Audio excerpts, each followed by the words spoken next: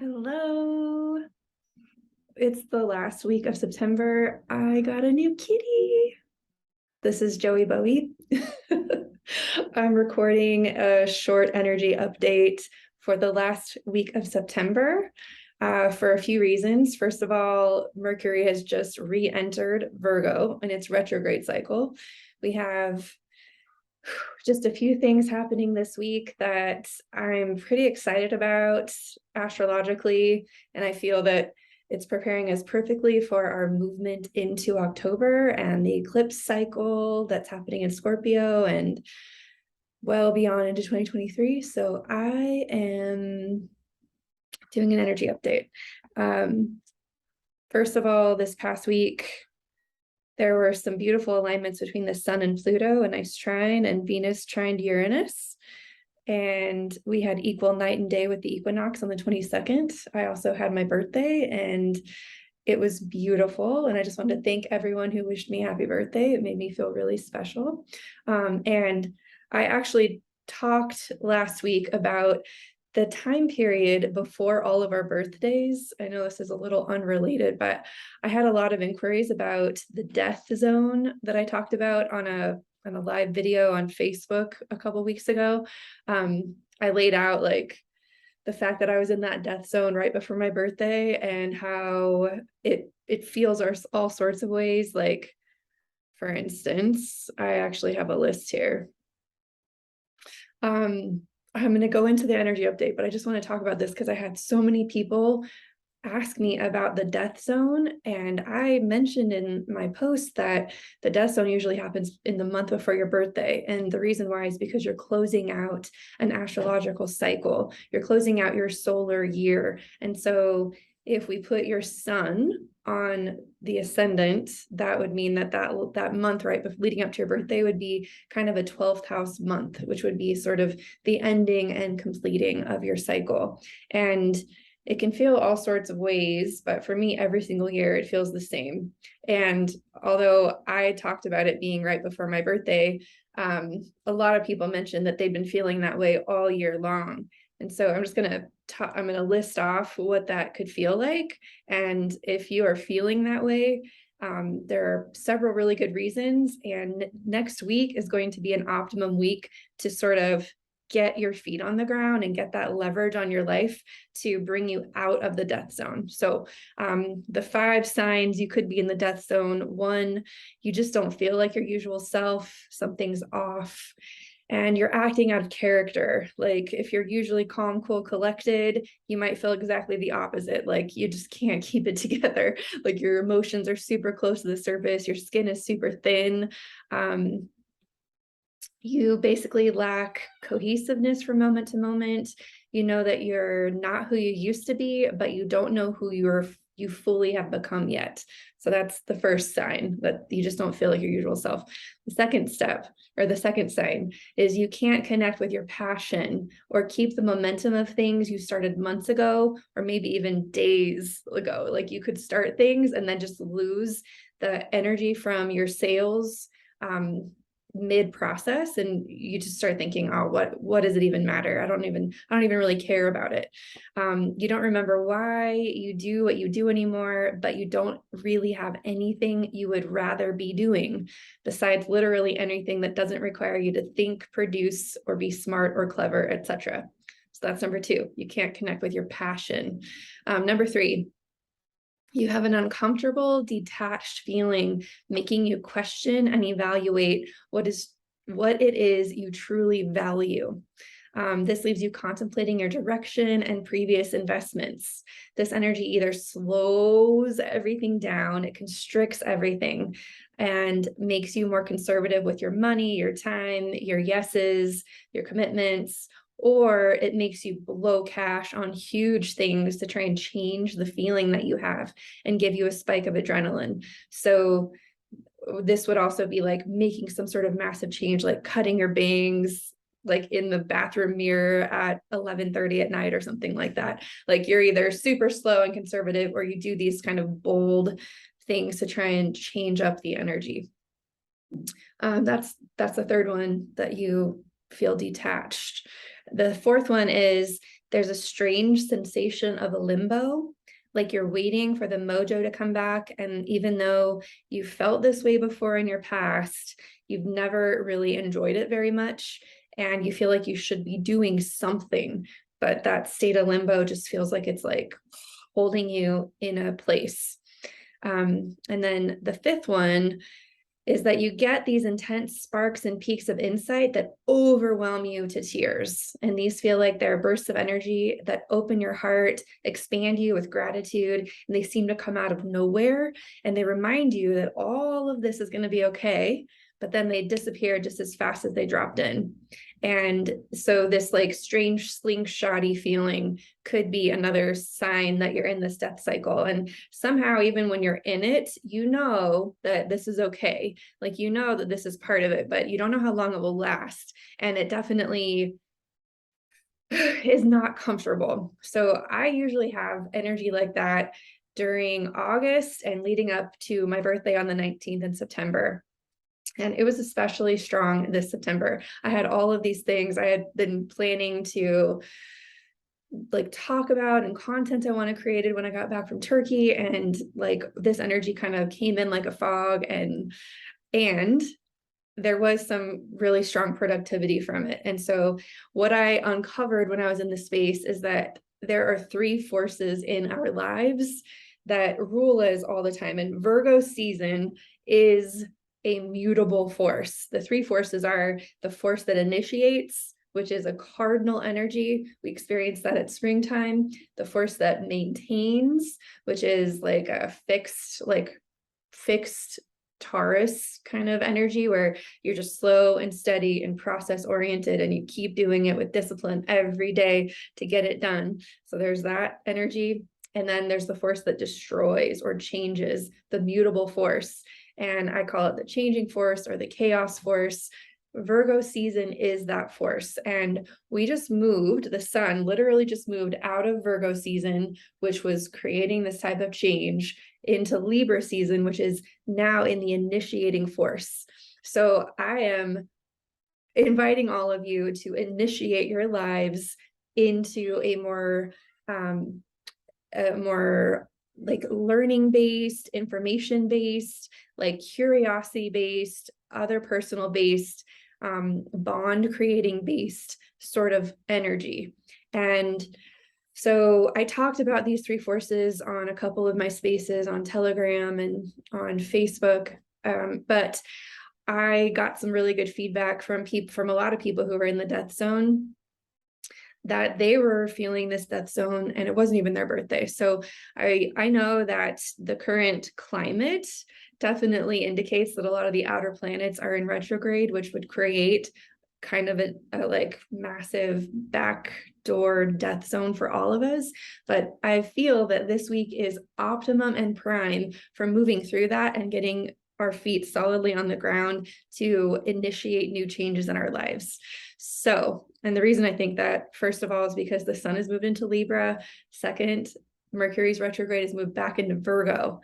Venus will be moving into Libra at the end of this week on the 29th. And that's going to feel very graceful and harmonious for us, kind of rewarding all of the work that we put in, or at least the work we put in being more receptive and gentle with ourselves to this cycle. Another thing that's happening is that Venus will be opposite Neptune on the 24th.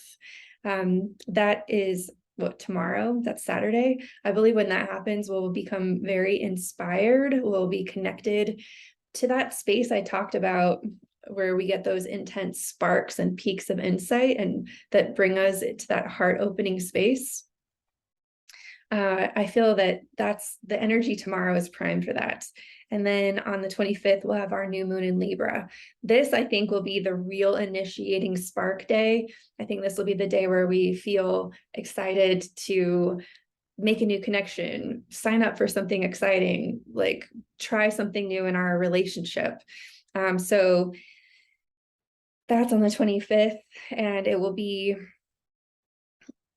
opposite Jupiter So I also think that whatever decisions we make on Sunday, they're going to spark a lot of our spiritual growth as well. They're going to feel very exciting. They're going to feel like, okay, this is what I've been waiting for.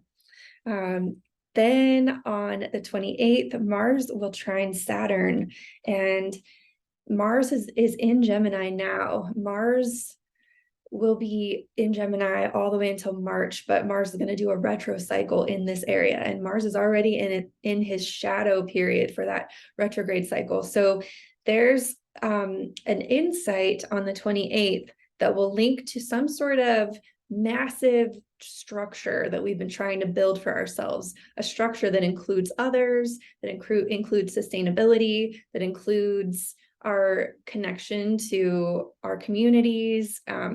There will be something strong that's cultivated on the 28th when Mars trines Saturn. And I actually, the note I have on here is like, own your growth, which I think though Saturn's bringing this, like, you got to own that, you got to step up, you got to claim it.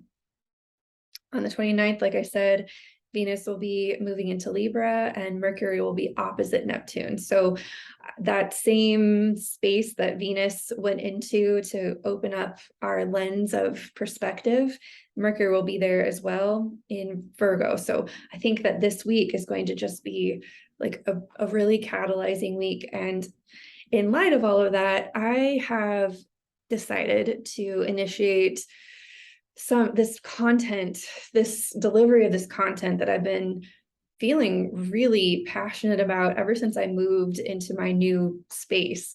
I knew that this whole year was about creating sustainability for our lives and ultimate congruence with our personal recipes. And so I actively took the initiative to cultivate that for myself.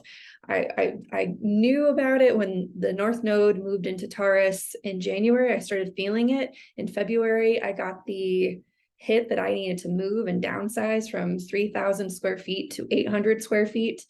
And in March, when Aries season started, I initiated the move. I actually made that big move. And then as the cycle has gone through, I've addressed areas of my life to create this deep sustainability.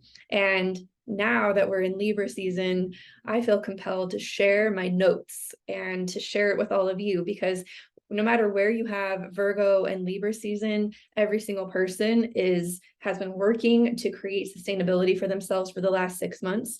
And I feel it's useful at this time for us all to share our notes with each other. So I'm going to just share with you what I plan to outline over the course of 6 different modules or 6 different sessions, so that you can kind of get an idea of what I mean when I'm talking about creating sustainability in our lives. So the first area to create sustainability is the area of our body. So I'm going to outline how I've leveraged the 3 forces, the cardinal forces, the fixed forces, and the mutable forces, to address the issue of my physical health and body. And I've got a little writing that I'm going to include in the description box that goes into depth on each one of these areas and what I'm covering in those areas. So then the second area that I created sustainability in is my financial sustainability, my resources. And this was a really big one for me, because up until this year, I had this sort of like hustling energy. And this is the first year where that has not been my story. And it's because in January and February, I recognized that hustle energy was not sustainable for my life. And I worked with the forces to organize a new plan for my life that creates being held financially. So I'm going to talk about the switch that I made in my head around that, what that actually looks like on paper, and how you can use the model I'm using to create that sustainability for yourself if that's something you're still seeking. So then this third day, I'm going to talk about our mind and our mental health. Now, I'm not sure how many of you know my story, but my mental health journey took a very serious turn in 2010 when I started hearing voices. I was married at the time. things were going relatively very well, and I had a serious break open to my psyche, and I started hearing voices, and it kind of threw me into massive destabilization and change. And over the course of the last 10 years, I have navigated all different things from the spiritual realms to the physical realms. Like, basically, what I'm going to talk about in this one is actually, I'm going to share with you this 6-part way that I know that we process information from each level of perception that we have, including the mind. And it's not enough to just talk about the mind, because the mind is a part of a system that's a part of all the other systems, and they all work together. And I actually have a map of this, and it's not just my map, it's a map that's been overlaid by lots of other really intelligent scientists and philosophers and psychologists' maps. I'm just standing on the shoulders of all of that research, and I'm sharing the map that I've created that's very simple with all of you, if that's something you're interested in. And it helped me to find the mental clarity that I need in any moment to understand how I'm mentally and energetically creating my reality. So cover that in day 3. On day 4, I'm going to cover our emotional home. And this is also going to talk about our tangible house. And this is one of the parts I'm most excited about, because this is the area, like, for me, everything starts at that foundation, and every tangible proof in my world is actually it's a foundation, and it's also the byproduct of the home of my congruence. So I'm going to talk about our actual homes and the products we use and the products I've been using, and how I've made lots of changes this year to create higher sustainability for myself, not just physically, but that affected my emotional state as well. Then in the 5th day, I'm going to talk about pleasure, joy, fun, the things that are like the juice of life. There's a lot that these are only going to be like hour-long segments, okay? And it's a workshop, it's recorded. You get to have all of the recordings if you decide to register for this thing. But this one is interesting because I found that people either put their pleasure on the very front of their life, or they put it on the very back of their life. Rarely is pleasure a neutral thing. Usually it's one of those two spaces. And so regardless of where you put it, it's going to be, you're going to have like breakthrough energies that either disrupt your pleasure or force you to include pleasure into your life. So I'm going to talk about pleasure and those 3 forces. It'll be an interesting conversation. And then finally on the 6th day, the 6th day won't be next week. It'll actually be the following week in a like different type of container, because I'm going to do a group activity that I call the Deep Why interview. I do these Deep Why interviews for my clients and for a number of different organizations that have creatives in their organizations. Basically, I help people clarify their deep why for why they would write a book, why they would create a website, why they would start a business or offer their services to the world, why they would even start a YouTube video. These interviews, I usually do them one-on-one, but I've been prompted to include this as a group offering. So that'll be on the 6th day, and it will be the first week of October that we'll have that. So I know that sounds like a lot, and this is like my love offering. This is something I've been passionate about. I've been cultivating within myself, and it's just something I want to cultivate community around. So if this is calling to you, if you feel like this could be valuable to your life, please follow the link in the description box or in the comments below and register for that. It's totally free. And I just think we'll all have a ball. I just really want to, I guess, I feel like my purpose in even showing up on social media and sharing what I know is in creating a bridge to how graceful life can really be. And I know that not all of these areas of my life have felt very graceful. They're definitely not all the time, but they have in my past. Before this year, there were certain areas of this that were absolutely not graceful at all. And this year, it just felt like everything clicked in. And while it's not like some crazy wild, like I'm not, I don't know, like living in some exotic locale and, driving a Maserati or something like that, which never really was my plan. Like the things that I'm experiencing in my life right now feel like they were tailor-made to me. And I believe that the reason why everything feels so tailor-made for me is because I switched something in my grid. I changed my energetic grid around all this stuff early this year. And I had this like willingness to cultivate any type of instability in order to cultivate true sustainability and congruence. And because I did that, all of these things kind of started falling into place. So I just want to share that recipe with you. And because I feel that the more people who create that congruent sustainability, the more that we will be in a state of bliss and joy, and the more that we will share from abundance and beauty and complete, I don't know, openness. So this is my love offering, and I hope you'll join me. I'll be doing another video for the month of October, so that'll be coming out next week. But for now, this is the last week of September. I hope you'll join me, and I'll see you next week in the workshop. All right. Thank you. Bye-bye.